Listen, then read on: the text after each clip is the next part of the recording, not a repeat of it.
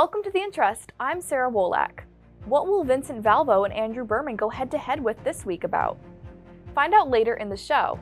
And of course, our friend Bill Bodnar offers his insight into what's happening in the market.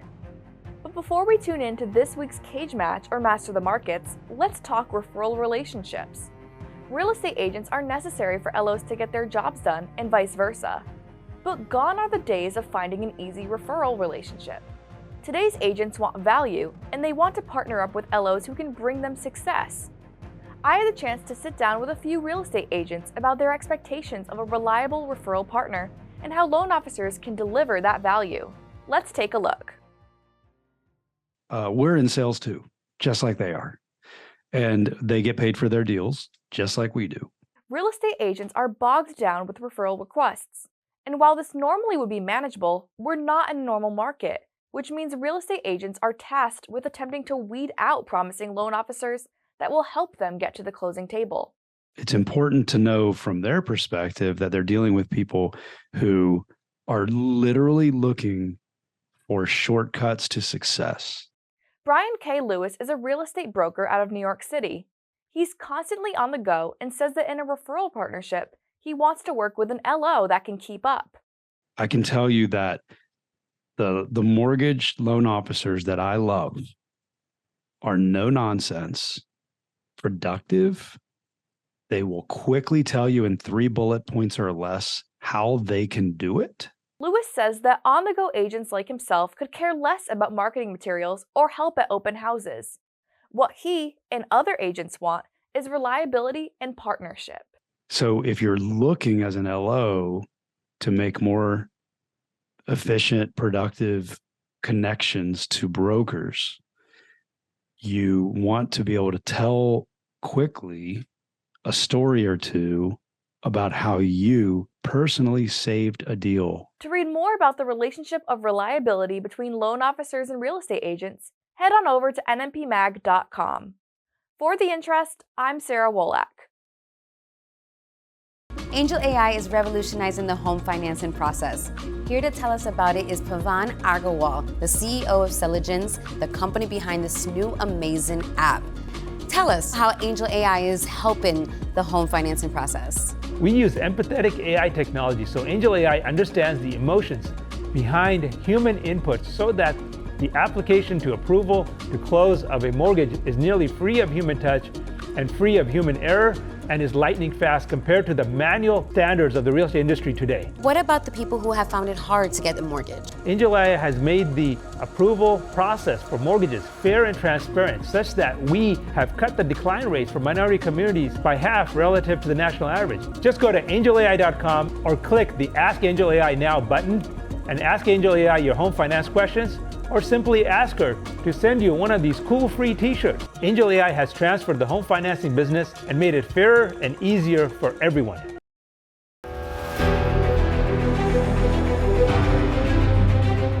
Hello, everybody. Thanks for tuning into our Master the Market segment. So January certainly brought the volatility, and it culminated last week with the jobs report. Right, we had a headline jobs number come out on Friday showing 216,000 jobs created. But when the bond market looked at the internals, they weren't nearly as good. A lot of the jobs came from government creation, kind of social services, leisure and hospitality. So like 2/3 of the jobs were not something that were real economic drivers. And then within the household survey, we watched several 100,000 people just disappear from the labor force. Not exactly good for the economy. And so we watched key levels on a 10-year note. Right, and you got to watch this carefully. 4% is a number you have to watch because on the way up, 5% stopped rates from going higher. Now we're hoping that 4% could stop rates from going higher. And back on Friday, that an ISM number came out with services and employment, and that number was a dog. It was like the lowest level in 3.5 years. So it's a shame we have to root for bad news for rates to get better, but that's kind of where we're in. So, now we're getting in the middle of the month with the 10-year note testing 4%. That's what you got to watch very carefully.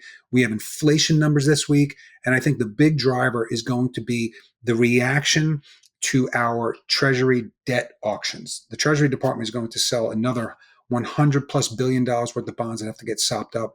And the question is going to be, are investors going to accept them at current rates, or are they going to need a higher rate in order to buy them? We'll find out, but we'll be watching it all for you. Have a great day, and we'll talk to you soon. Bye for now.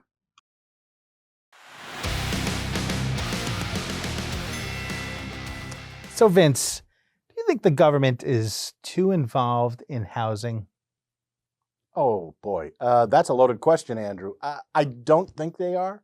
I think if they weren't, we'd see a big collapse in what our mortgage market looks like and what our housing market looks like. I know there's a lot of folks who say, let's make sure everything's privatized and get the government out of all of this stuff here. But I don't think that's a good way to keep our economy, running and people in homes, certainly.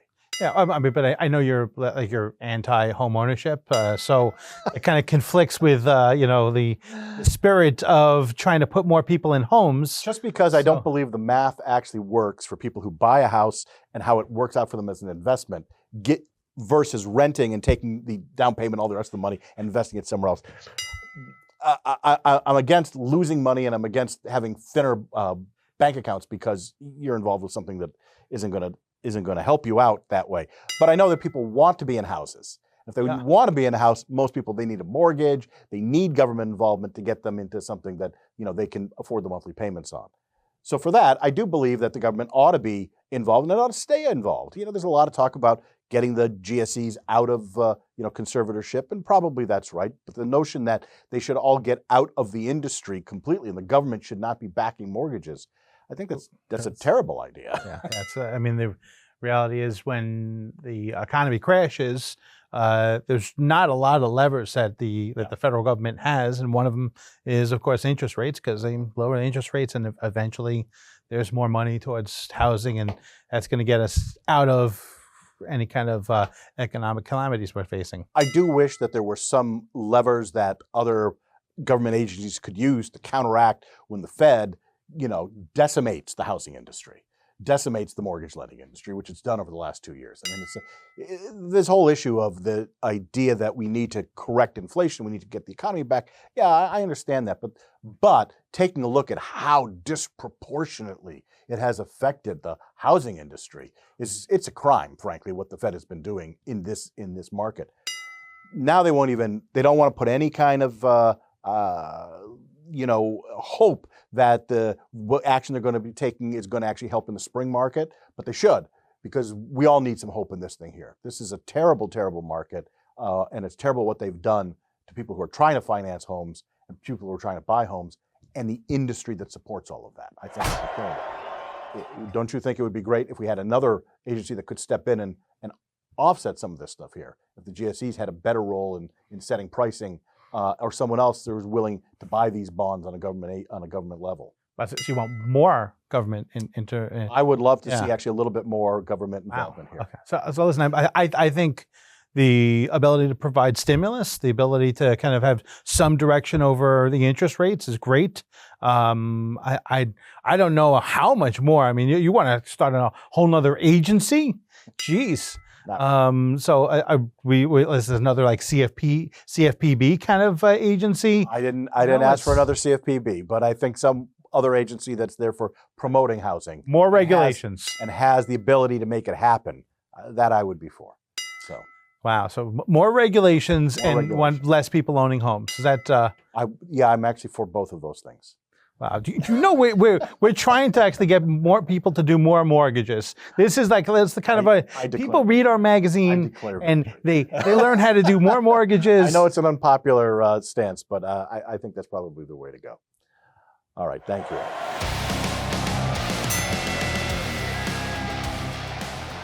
For more on these and all of today's top stories, go to nationalmortgageprofessional.com.